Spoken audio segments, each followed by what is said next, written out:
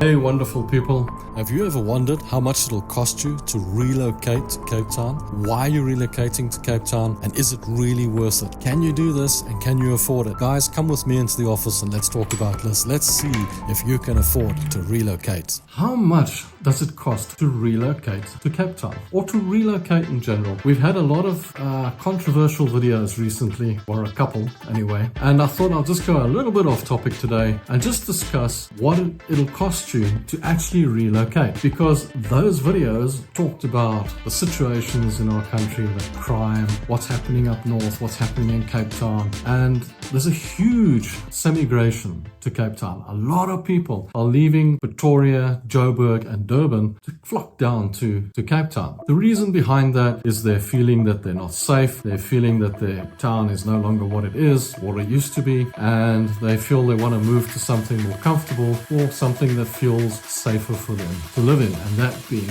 Cape Town. So a lot of people are semigrating and moving along, but have you thought about the costs? I mean, if you were going to go overseas, the costs are even more immense. We're not going to go into that because you're just thinking of semigrating and moving within your country to another town. Now, I'm going to talk about the moving, say, from Pretoria, Joburg or Durban, because those prices will be relatively similar. I'm not going to go further north onto all the other towns because most of the semigration is coming from Gauteng and coming from Natal. And obviously the main reasons being, as I've discussed, people are not comfortable living in those towns anymore, and they feel they want to live in a better town where everything's working, where traffic lights are working, where the roads are done, there's no potholes, it's much safer, you don't need electric fences all the time and all that type of thing. What I would say is, start off, do you own a property or are you renting a property? And if you own or rent a property where you are, what are you going to do when you get to the other side? Are you going to rent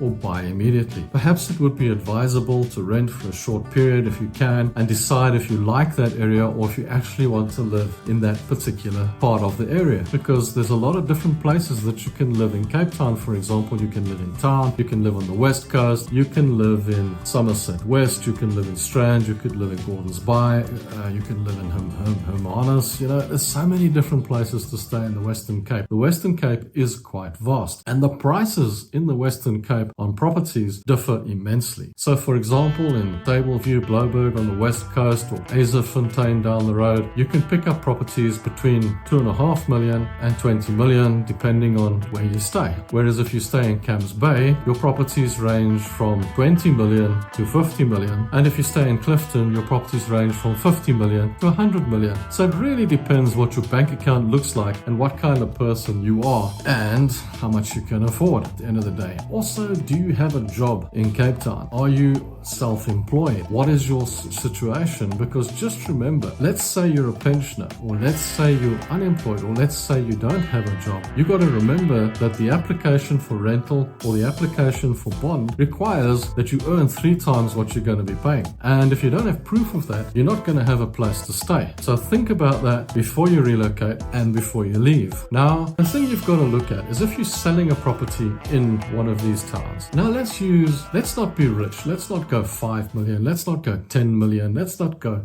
these big numbers. Let's go for the average normal person. And the average normal person may sell a house up in those areas. I'm going to use a round figure and try, I know there's cheaper and I know there's more expensive, but let's just say 2.5 million rand is the property that you're selling in those areas. Just remember that when you sell that property, that's going to cost you 125,000 rand on average on brokerage fees to the agents. So that's 125,000 rand that you're not going to have in your pocket. If you're renting in those areas, great, you can just end the rental and you probably get your deposit back, which is brilliant, fantastic. Before you come to Cape Town, you're going to want to come down here a couple of times, maybe for a week, and just have a look at the area, just have a look at where you're going to live, because you don't really want to do this by remote. So then you've got to take into account, most likely you and your spouse will come along, so there'll be 2 of you. And a return trip, let's say on a good time or a reasonable time where you're not in peak times, might cost you 3,500 rand per person. So that's 7,000 Rand per trip gone. Let's say you need to do 2 trips, so you need 14,000 Rand at least. So let's say 15,000 Rand gone on airfares. Unless you're going to come by car, then it's going to cost you more. If you come by car, it's going to cost you a hell of a lot more than flying down. But when you fly down, you're going to need a rental car. So rental car for a week, how much is that going to cost you? Another 2,000 Rand. So add that on, and then of course there's accommodation, and in a good time when it's cheaper, you can expect 1,500 per day. So let's say 7,000 Rand for the week. So you're looking at about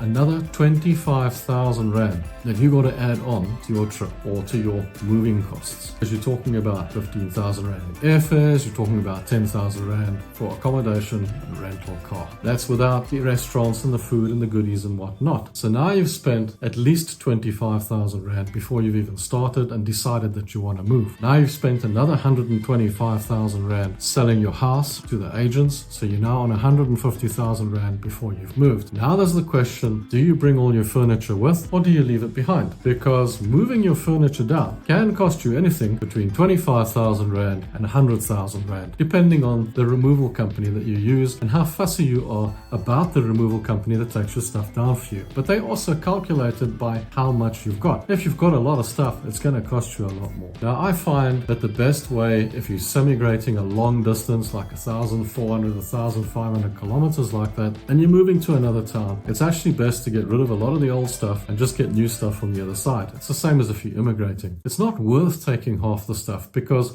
I moved down probably 10 years ago and most of the stuff that I had then is gone and replaced. So what's the point of paying all that money to bring it down? If you can, and if you can afford to, sell it up there, get rid of it and buy new stuff when you come down and start fresh. Get a nice fresh look to your home, your new home, whatever the situation might be. So that's up to you. But you're still going to have to move something down. You're still going to need some kind of truck. So whether it be a trailer, whether it be your car, whether it be whatever, whether it be a small truck, it's still going to cost you money. So I say you can budget anything from 25,000 Rand to 90 to 100,000 Rand to bring your stuff to the next town. So now you're on, let's average it out. Let's not charge you 100,000, let's not charge 25,000. Let's say it's 50,000 Rand. So we'll throw 50,000 Rand onto that. So we're at a couple of 100,000 Rand now. So we've spent 200,000 Rand before we've even moved, before we've even got the wheels in motion, guys. Before we've even started, we've spent 200,000 Rand. So be very careful because now you've got to come to Cape Town. You get here and you want to buy a house.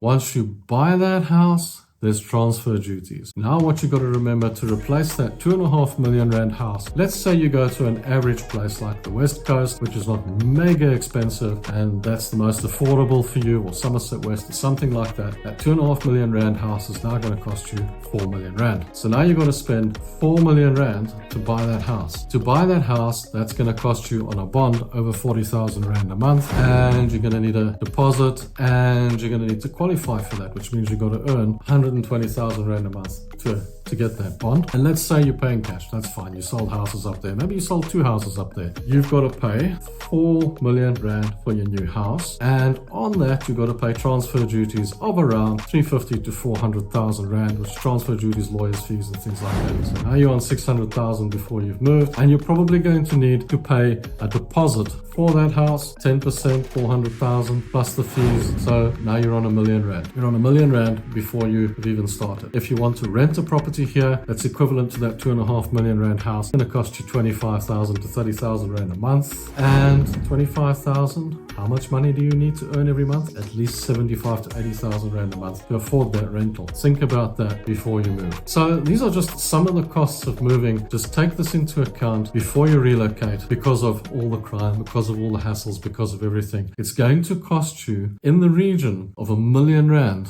to move from Pretoria, Joburg or Durban to Cape Town if you're buying another house. And if you're renting, perhaps a little bit less, but it's still going to cost you a good couple 100,000 Rand to get your feet up from there and get down to the next town. So make sure you got the right budget before you go, unless of course you're just camping out and doing something different. Guys, thanks for watching the video. Don't forget to watch the last controversial videos. Till next time, cheers and bye.